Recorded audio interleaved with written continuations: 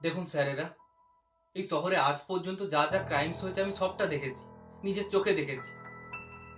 এই একটা ক্রাইম আমি জানি না কখন হলো, আপনারা সবাই আমার কাছে এসে পড়লেন। আরে আমি বলছি তো জানি না। আপনারা আপনারা কেন বিরক্ত করছেন আমাকে? আমার মা ঘরে অপেক্ষা করছে আমার জন্য। আর আমি তো এসব ছেড়ে দিয়েছি। আমি এখন খবর রাখি না কে কি করছে, শহরের বুকে কোথায় কি ক্রাইম হচ্ছে। আমি সত্যি খবর রাখি না। আমি জীবনটা পাল্টে ফেলেছি।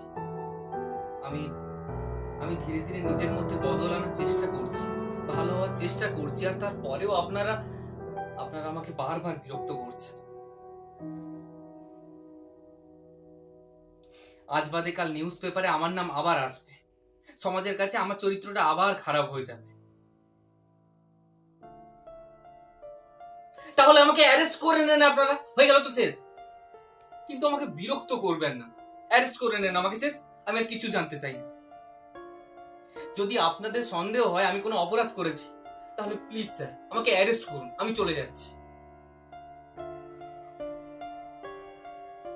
কিন্তু এইভাবে অল্প অল্প করে আমার চরিত্রটা, আমার ক্যারেক্টার অ্যাসিনেশনটা বন্ধ করুন প্লিজ স্যার।